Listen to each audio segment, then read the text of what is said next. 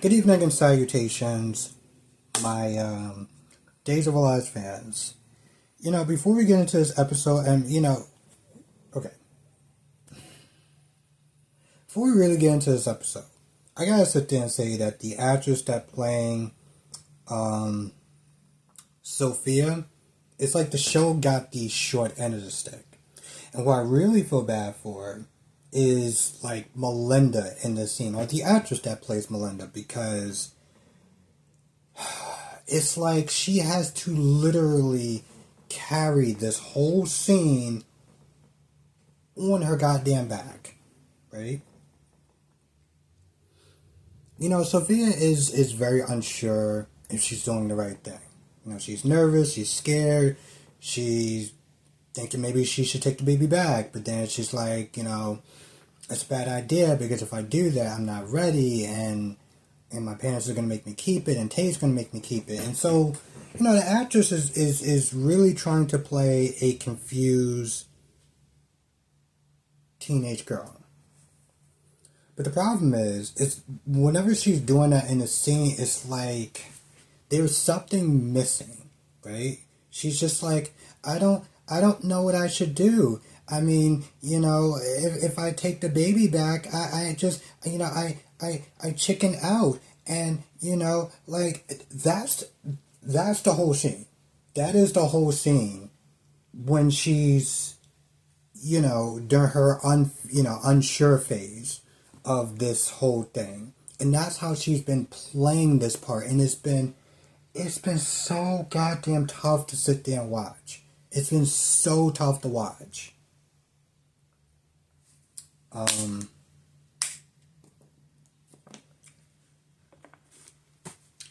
I remember there was a time I was in Carice's stream. Carice's kind of going a little bit hard on her, but he was mostly joking. But he noticed that like right off rip, it was like, this is not working. And I sat there and I was like, maybe we should sit there and give her a little more time.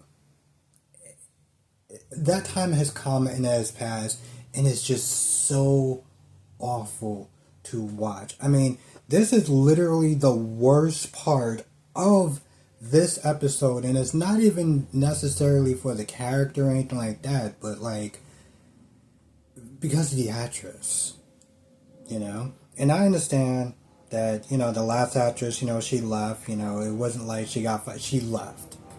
But they should have just kept searching because this is just not working. And the problem with this is that these scenes are shot like nearly 3 to 4 or 5 months in advance. So by the time they start changing stuff around, it's like you don't even notice it. You really don't. Anyway, eventually she calls back Tate because Tate called her to find out what the hell is going on. And, she's like, I was, but, like, I chickened out. But I guess I should, I'm not trying to make fun of her acting skills or anything like that, but that is generally how those scenes are, right?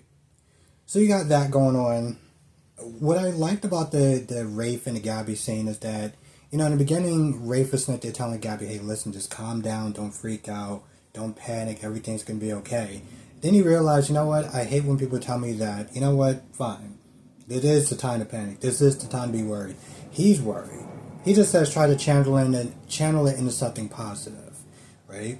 Now, Xander has been sitting there waiting for this meeting with Gabby for a hot minute. And when Gabby gets in, he's not looking at her, so he kind of blows her off. He's like, all right, you know what, listen, just make an appointment with my sister, whatever. We've been waiting here long enough. Or just do what you got to do. And he turns around, he sees her, he realizes that she's in distress, right? And, she tells him that her daughter's missing and everything like that, and he's very sympathetic, he's compassionate. He even offers a reward for anyone that has information and stuff like that, and, he hugs her and everything. And it's a nice scene. Right? It's a nice scene, and I'm not gonna lie, when I saw him hug her, I was like, well, Sarah, if you was even sitting there remotely thinking about getting back together with him, yeah, that shit's done. That shit is done for a while. That ship has sailed for a while. I know that the fans will be like, oh my god, I miss Sarah and Xander back together. Make it happen, otherwise we'll stop watching it. And then they'll sit there and do that, and it'll just be right back into that toxic bullshit relationship. Um, Now, Chad wound up meeting up with Kat by accident. See, his daughter and Felicity are going to the same gymnastics school or dance school or something, right? So, he talks to Felicity for a little bit. She goes inside. There's a point where he's like, listen, I'm going to come back and pick up my daughter or whatever. And Kat's like, listen, I'm already here. So when it's over, I'll pick, wait. You probably don't want me sitting there being anywhere near your kids. He wouldn't have a problem with that. Jennifer, the goddamn Karen, would have a problem with that. But, she did kind of sit there and mention that you did kind of push me away when Thomas asked me to sit there and play baseball. So to make it up to her, he decides to take her out for coffee. They seem like they're having a good time, but then Kat gets a call from, wasn't it James Smith? That's what Rafe is that they're calling. That's what Rafe is called on her phone. See, Tate and Doug are sitting there waiting for the guy, the loan shark. And, Doug is like, all right, listen, he's going to be here in a minute. I need you to get out of here. And Tate's like, how to, nah, I'm making sure you don't screw this up. And I'm like, bro, listen, when you have Tate,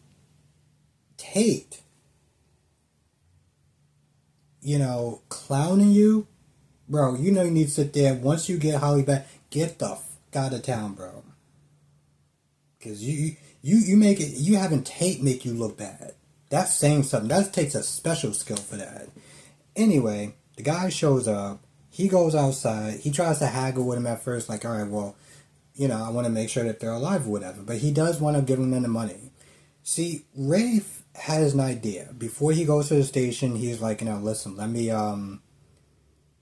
talk to Doug, since Doug has been, Ari hung out with Doug that one time, or talked to Doug that one time. Plus, Sean found security footage of them being, both of them, her and Harley, being taken away at gunpoint. So now it's serious. And he turns around just as Doug hands him the money. The loan shark turns around, see Doug. He's like, "Hey, listen, I told you no cops." So he tries to dip. Rafe catches up to him, but long story short, he's not talking.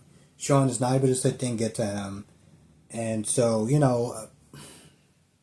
Rafe is upset with Doug. Like, listen, she would have been fine if she wasn't hanging out with you. You can't go in the interrogation room to really, pull a Batman and get the answers out of him. So he calls up Kat, and Kat is able to somehow, through the picture, find a location of where the girls are. And also, Felicity, I guess she might have found it on the floor when she was leaving her school, and gave it to Holly. Gave it to Tate, which was a bracelet of Holly. So, you got that going on. Wow.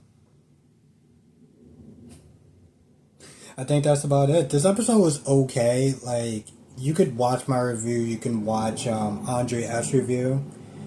I don't know. Part of me just felt a little kind of disappointed. Like, damn. I mean, it's like, okay, cool. They got the location. That's great. But it still didn't feel like a cliffhanger Friday. Man, I remember I missed those SoapNet days when, like, the commercial was starting to be like cliffhanger Fridays or whatever. Because, back then they used to actually give you the cliffhangers. It's great. What happened now?